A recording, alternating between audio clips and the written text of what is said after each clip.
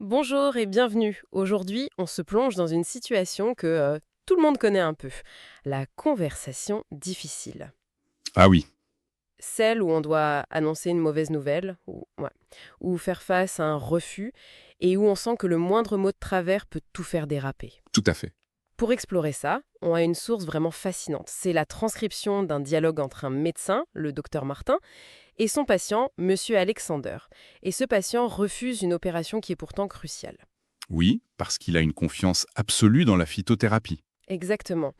Notre objectif, du coup, c'est de décortiquer cette conversation pour comprendre la mécanique subtile qui a transformé ce qui aurait pu être un dialogue de sourds en une véritable collaboration. C'est ça. On va voir comment une communication vraiment habile peut réussir là où la force et l'autorité sont vouées à l'échec.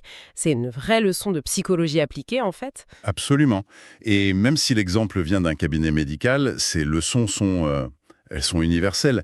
Qui n'a jamais eu cette impression de parler à un mur? Oui, que ce soit au travail, avec un collègue. Ou à la maison, lors d'une discussion un peu sensible.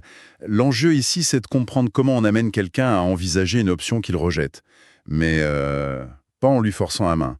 Plutôt en créant un chemin pour qu'il y vienne de lui-même. Alors, entrons dans le vif du sujet. Le contexte est posé. Hmm, Alexander, le patient, est un adepte convaincu de la phytothérapie. voilà. De l'autre côté, le docteur Martin, lui, il a les résultats d'une IRM. Et ils sont sans appel. Ça nécessite une chirurgie. On a donc deux mondes qui vont entrer en collision. Comment on amorce une conversation pareille sans que ça explose tout de suite? C'est tout le paradoxe. L'instinct, ce serait d'aller droit au but, non? De présenter les faits bruts pour montrer que la situation est sérieuse. Oui, on a envie de secouer la personne. Exactement. Mais le docteur Martin fait tout l'inverse. Sa toute première phrase, elle ne porte pas sur la maladie, mais sur le patient.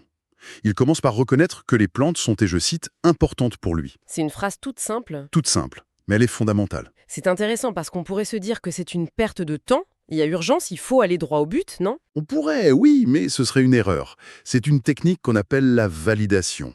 En disant ça, le médecin envoie un message très puissant: je vous vois, je vous respecte, et je ne suis pas là pour démolir vos croyances. D'accord. Il ne dit pas que les plantes vont le guérir, attention, il dit qu'il comprend leur importance pour le patient. Ah oui, la nuance est capitale. Capital.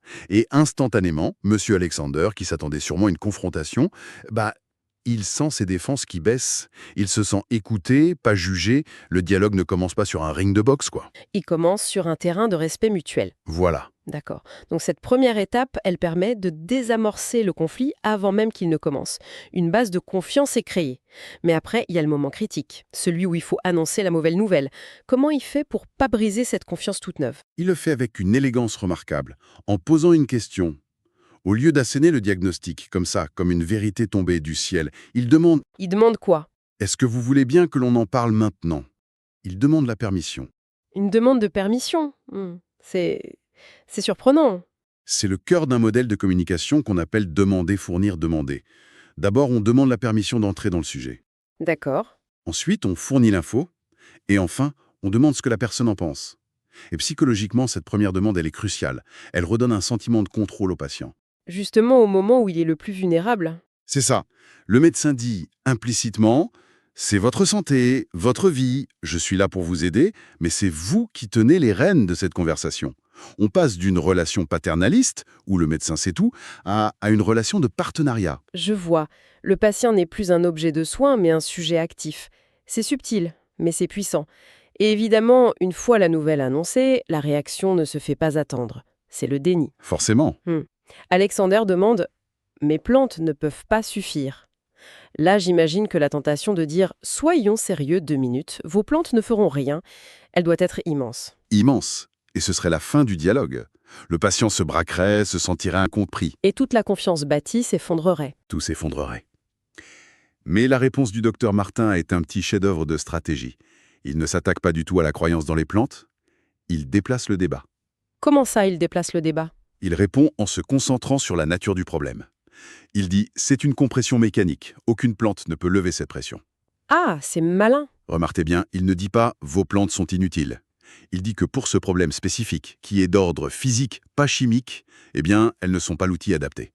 Il distingue le monde des convictions de celui de la mécanique. C'est exactement ça.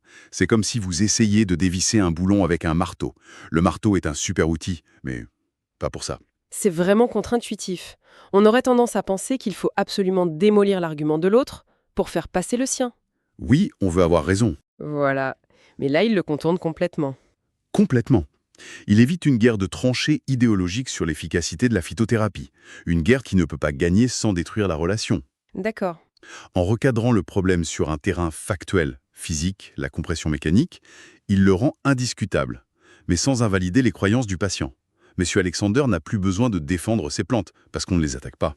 Le débat est clos. Voilà. Non pas parce que quelqu'un a gagné, mais parce que le problème a été redéfini d'une manière qui rend la solution évidente. C'est brillant. Mais ce qui est fascinant, c'est que même une fois cet obstacle logique levé, on se rend compte que le vrai blocage, en fait, il n'était pas du tout intellectuel. Non.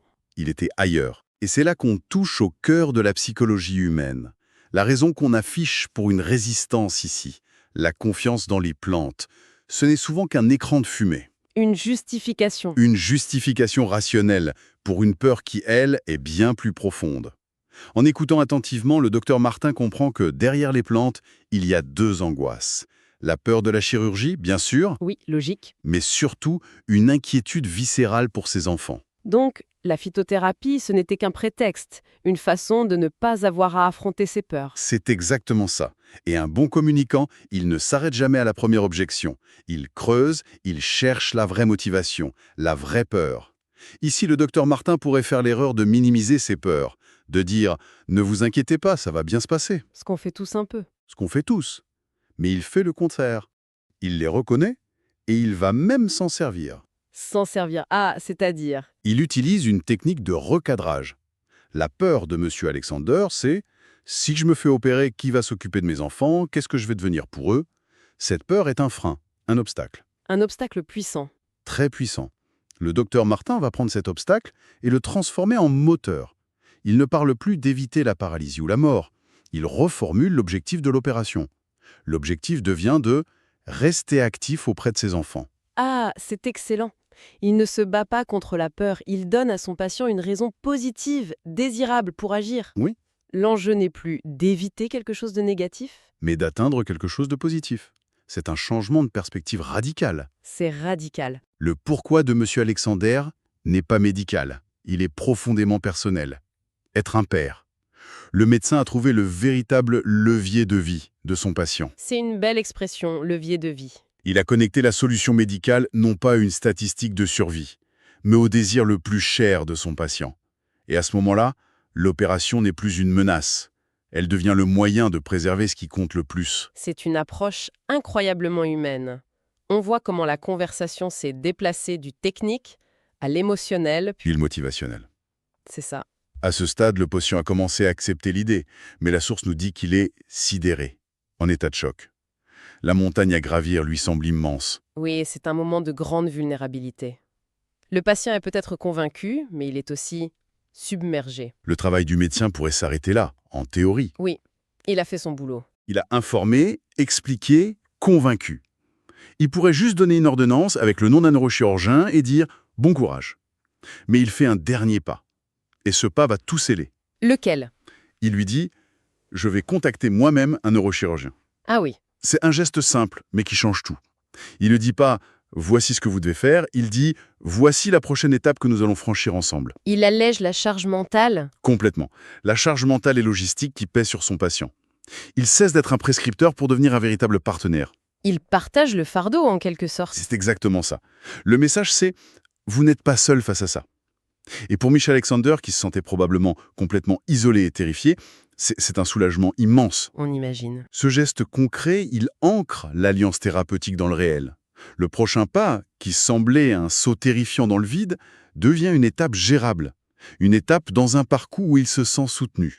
Ça rend l'inacceptable non seulement acceptable, mais Faisable. faisable. Voilà. C'est incroyable de voir toutes ces techniques s'enchaîner. Quand on regarde la situation dans son ensemble, au-delà de ce cas médical, quelles sont les grandes leçons qu'on peut en tirer pour, disons, une négociation au bureau ou une discussion tendue en famille? La source met en lumière 3 principes fondamentaux. Le premier, c'est de ne jamais lutter frontalement contre la résistance. Le principe du judo. C'est un principe de judo. On utilise l'énergie de l'autre au lieu de s'y opposer. Si le médecin avait attaqué la phytothérapie, il aurait déclenché une bagarre. C'est sûr. En acceptant le point de départ de son patient, en glissant avec la résistance, il a pu l'accompagner vers une autre perspective. Donc, ne pas chercher la confrontation directe. Quel est le deuxième principe? Le deuxième, c'est de se concentrer sur la qualité du processus, pas sur le résultat immédiat. C'est ce que la source appelle l'objectif de moyen.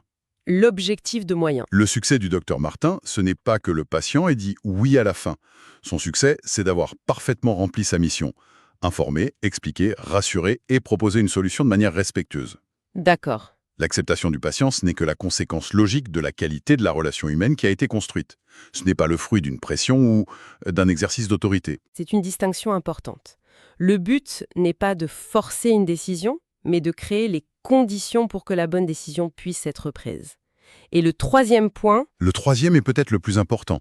La personne en face de nous reste toujours l'experte de sa propre vie. toujours. Au final, ce qui fait basculer Monsieur Alexander, ce n'est pas l'argument scientifique.